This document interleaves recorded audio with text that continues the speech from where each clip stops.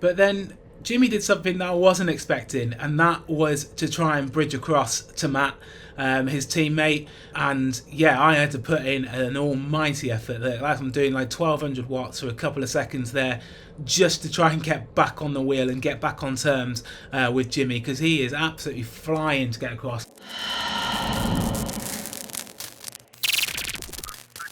Hey guys, welcome back to the channel. We're back at the Brownie Circuit in Leeds for the final round of the Spatswear Friday night series. And yeah, we have one goal today, and that is points. So yeah, through this series so far this year, I've been racking up points left, right and centre, getting some top 10s, top 5s and even a podium. And that's left me with, yeah, not too far away from getting that Cap 2 upgrade. So today I'm again chasing some points. And yeah, hopefully, hoping to come away with a podium, and if not, a win. Now, I think my best opportunity to achieve that is if it comes down to a sprint. So today I'm going to try and sit in and stay out of the wind as much as possible. However, if any of the kind of stronger riders, like the guys from Prologue, head up the road, I'm going to be on their wheel. And yeah, I might work, I might not work, we'll see. But right now, I'm having to close gaps already. People just not able to corner. We're only 2 minutes into this race and gaps are already opening up. Yeah, I'm not going to win this race if I'm out the back on the first lap. Luckily, managed to close the gap without actually having to put too much power out, only averaging about 300 watts or so to kind of close that gap. I don't think with a big kind of group of maybe like you got 12, 15 riders up there, there was no cohesion. They weren't really trying to get away as much, so yeah, it was quite easy to kind of close that gap. And yeah, here I am trying to move up to the front, so hopefully that doesn't happen again. Yeah, stay in a good position. Probably want to be sitting around about 5th, 6th wheel. Well, actually, you kind of want to be sitting, yeah, around about 8th, 9th wheel, a little bit further forward than I am now, just ahead of that kind of first bubble. So yeah, so you kind of, you don't want to be on the front hitting the wind, but you want to have a good view of what's happening, if anyone's attacking and stuff, so you can kind of yeah, anticipate things and yeah, start moving up as much as possible. But yeah. Yeah, I'd say right now my positioning is not particularly great. I'm not there ready to react, but yeah, I got my teammates are being attentive. So you got Elliot there, just a bridging across to for a break that's going. So yeah, pretty confident, pretty happy with what's going on at the moment. Now, if I remember rightly, this was a bit of a strange race, and the first kind of like 10 minutes or so, well, the first like 5-6 minutes or so were not as aggressive as they usually are. Usually, I don't know, maybe it's because I'm more aggressive and trying to make things happen, trying to split the bunch or something. But yeah, it was just quite easy to kind of sit up near the front of the group. And my teammates were doing a great job.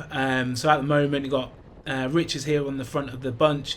You got, I think, Sean's up in the break, and so yeah, obviously Rich is not on the front chasing his back. He's just keeping an easy tempo, and yeah, just holding things as they are, holding that gap there, and yeah, it's been pretty easy and chilled so far. So yeah, not really had to do too much apart from that closing that gap early on. However, I think that's about to change. As you can see, Prologue are coming through here, and this is a massive attack from Matt, and Jimmy decides to go with him, and yeah, I'm just straight on the wheel. I've got another guy here, so yeah, let you through. Absolutely happy. He's going to tow me through the front of the race, and we're absolutely flying up this hill. Yeah, doing 700 watts. Yeah, this is this complete change to what the race has been so far. We just absolutely fly past the break that's already been out there for like half a lap or so, and yeah, I'm just like, okay, I'm just going to hold on to this as long as possible. I'm not going to pull through. I got two guys from Prologue here. I'm here by myself, I believe. Actually, no, I feel Elliot managed to jump on as well. So you got two guys from Alba here, you got two guys from Prologue, and this really strong junior. Now, this might seem a little bit controversial, but as we're like less than 10 minutes into this race, I'm going to refuse to work. Like, I don't think this break is the break that's going to go, and I do not really want to commit too much energy into it. there's two guys from Prologue. They are probably the strongest guys in the race, and I'm going to let them burn some energy right now, and I'm just going to sit here at the back and just see what happens. Like, if they manage to pull out a massive gap to the bunch, then yeah, I'll start pulling through and I'll start committing. But right now, where it is, I don't think this is going anywhere, and it's probably because I'm not committing. But just not. I just don't think, with still 40 minutes left of this race, I don't want to commit too much energy just yet. But at the same time, I don't want Prologue to just go up the road and win the race, because no one's going to work with me to kind of help pull them back. And them being the kind of strongest guys in the race, it's going to be very difficult if those two get up the road. So, and especially if they get up the road together. So, if it was just one of them, like now we've got Matt up the road by himself, I'm not too worried about that. I've got Jimmy back here, it'd be better if we also had an Alba up there, but a solo rider with 40 minutes still left of the race, not too worried. But then Jimmy did something that I wasn't expecting, and that was to try and bridge across to Matt, his teammate. I had to put in an almighty effort. I'm doing like 1200 watts for a couple of seconds there, just to try and get back on the wheel and get back on terms with Jimmy, because he is absolutely flying to get across. Because I'm pretty sure he didn't want anyone to come with him. He wanted to want them two up the road together, because then they can work, and no one like sitting on as a passenger, because if like anyone's sitting in there with them, there's gonna be, why would they work? Why would you work with probably the two strongest guys in the race? But managed to get on the wheel. I'm really happy about that. It was not an easy effort, that's for sure. Matt, looking over, seeing that we're coming. And this is probably an ideal situation for me. It's going to be hard out in the break for the rest of this race, but with two of them from the same team, it means that they're both going to be committed, because they think they can be able to 1-2 me towards the end. I don't have to do as much work, but I will commit to this, so I will pull through, but I won't be pulling as hard as them. It's just kind of ideal, because now there's two less teams back in the bunch that are going to pull, and the majority of the bunch are just individual riders as well. So I'm going to pull through. I'm not going to push too hard. Managed to get a good kind of time to get in the front there with a couple of corners. Means I don't have to push too many watts for too long. Just go through those corners and then let the next person through. But so at the moment, quite a good situation for me. Unfortunately, it didn't last long, and the peloton caught us, I think we're only out there for about a lap or so. So not the perfect situation that I thought it was going to be, but still pretty happy with things at the moment. Back in the bunch, back to kind of plan A, which is going for the sprint. I just want to take a second to shout out to Elliot for some absolutely brilliantly tenacious riding.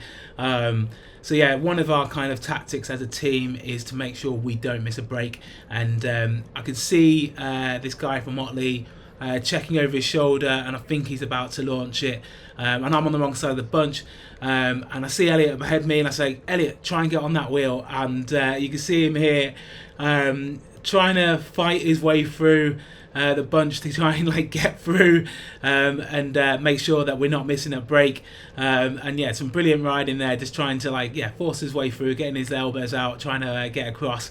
Unfortunately, it was a little bit late. The guy had gone solo, but it was only one rider and no one else chased onto him. It wasn't really an issue too much. We kind of, as a bunch, let him dangle, we did. It was good because as Alba, we got Elliot's kind of there in no man's land, kind of chasing on ish to this guy. So we haven't got to chase. So it's now the onus is on pretty much everyone else to do that chasing. It means we can sit back, we can watch. If Elliot ties up and doesn't make it across and gets reabsorbed by the bunch, it means we can counter attack. That's kind of the plan that we have here. Giving forward to 3 laps to go, and this has pretty much been my position in the race for the whole race. Either here or like sitting further back at the back of the bunch, just chilling, really, just absolutely chilling. I've never really seen my heart rate so low in a race before, but yeah, I've just been out of the wind.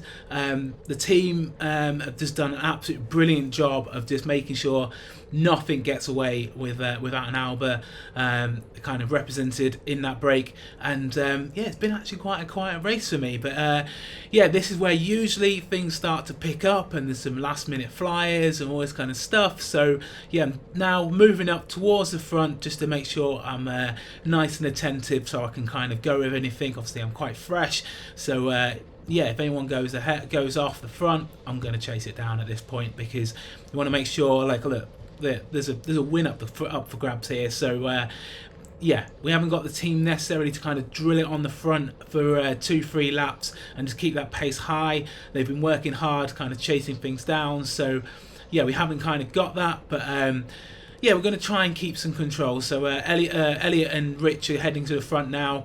The pace has come out, so they're going to kind of keep that pace as high as they possibly can for as long as they possibly can. And my job is, I'm not going to sit like on a usual kind of lead out. I'd be sat there on the wheel, staying out of the melee and stuff. But here today, I'm going to instead, I want to surf the wheels. I want to be able to see what's going on, what people are doing, because we can't control things like with the speed. That's we haven't got the guys to do that. So yeah, instead, that's usually my job. My job is to try and keep the pace high, keep the sprinter yeah, on the wheel and out and safe and stuff. So today I've got a bit more of a kind of free agent role. I'm just gonna, like, yeah, surf the wheels a little bit more, as I said. It's now 2 laps to go, and yeah, it still really hasn't kind of kicked off. You've got Elliot on the front. There's a little bit of an attack here, which Sean tries to shut down, and Elliot's there anyway, so it's just like, that wasn't really a full-blown attack, but the pace is now a little bit higher, so yeah, I'm able to kind of move up a bit more towards the front. But yeah, it's still not supersonic. Like, usually at this point, it's you got anyone who doesn't think they're going to do well in the sprint is just trying to get off the front, and it's a little bit more, it kind of opens things up a little bit more. But yeah, it's just at the moment, it's just, yeah, it feels weird. It feels like the whole of this race has felt a little bit negative. Even my like kind of stuff at the beginning was a little bit more negative than I usually race. So yeah, I feel everyone, I don't really know what it was, but yeah, usually at this point attacks are just raining down, and it's really hard to control things. But yeah, we're sitting pretty at the moment. I think we've yeah, it feels good. Now we're just over a lap to go, and this is where I'm expecting the pace to kind of just go into the bunch. So got Ewan here is yeah, I thought he was attacking, and I thought this is where people usually start going in that last lap kind of flyer, but no one went, and I went anyway. And yeah, this is not a full-blown attack. Like, I was just trying to anticipate other people going. So I'm not doing like, at this point, if I was doing an attack, I would be doing like 800 watts or something up this hill. So I was kind of caught within 2 minds. Should I just keep going? Should I sit up? And in the end, I decided to kind of like just kind of sit up and let a few people come in front of me, so I'm not pushing full power into the wind, and yeah, just kind of drift back a little bit, because yeah, we've still got 3/4 of a lap to go, plenty of time for to properly open it up for the sprint. So yeah, it was going to be a little bit too early. I think if I went full up that hill and then tried to go full down the hill, I feel that people would have just come around me near the end. I don't think I would have been able to get as much separation. So yeah, drifting back here to kind of, yeah, like 10th, 12th wheel at this point gives me a lot of kind of rush room, allows me to kind of move up down the hill and yeah, get into a good position going into the velodrome, because yeah, you really often, I kind of see it as you need to be like the first or second into that corner if you want to do well in the sprint. So yeah, moving up now, and yeah, Richard doing his best to kind of absolutely drill it on the front, and then yeah, I'm going to jump here onto Matt's wheel, and I made a mistake. Like, I should have fought him a little bit more for this corner. I would have pedalled through this corner. Matt is not pedaling through this corner because he's got the first position. He doesn't need to, so he's kind of slowed it down a little bit. Then he's kicked a little bit more. I thought, I've got a rush room on him here. I can rush into the gap, and I didn't quite get on the wheel, and I just don't know. I just didn't. Maybe because I did that little bit of effort on the hill. I just didn't get into his draft enough to kind of cut round him, and this absolutely amazing sprint from this junior. He just absolutely kicked right at the end there. I think he must have been right on my wheel and just was able to just kick like nobody's business and beat me to second. So yeah, third place once again. So yeah, it's my second third place of the season. But yeah, let's go back and watch that kind of last lap again, or go through that last lap again, and kind of what should I have done instead. So here I was in a quite a decent position, and I kind of threw it away a little bit by, yeah, opening it up, preempting that person going. Once I saw they sat back down again, I probably should have stopped as well. Or I should have just full send. I should have gone full send and just gone, because you never know. Yeah, you never know. People might have hesitated, and I might have been able to get a gap and ride away from the bunch. Like, crazier things have happened. But I think because I'm there searching for points, and I really wanted the points, it wasn't a boom or bust for me. It wasn't win or just come last. I wanted to get a top 10. I wanted those points, and I think that kind of changes your mindset a little bit. It means that you are you're less likely to take that risk to try and go for the win, which I might have done if I wasn't going for the points. But yeah, I definitely, was in two minds there. I didn't know what to do, and in the end I decided to kind of sit up and wait for a better opportunity to go a little bit closer to the line. Now, I think following Matt here was the right decision. As I said before, and I've said many times, being first or second into this corner is what you want to do if you want to win the sprint. The only thing I probably should have done, I didn't take that corner very well. I think Matt kind of slowing up by not pedaling through the corner, because you definitely can pedal through that corner, kind of caught me out a little bit, and then I just didn't get back on terms with him. And just took this corner. Usually people open up the sprint on the left hand side there, but Matt moved straight over to the right. To me, I wasn't expecting that as well, so I wasn't in his slipstream, and I just never got back on terms. So great little couple of things from Matt there, slowing up in the corner, and then making sure I didn't get in his draft. So great win again from Matt. And a few things there for me to work on. But thanks for watching. Don't forget to like and subscribe, and I'll see you in the next one.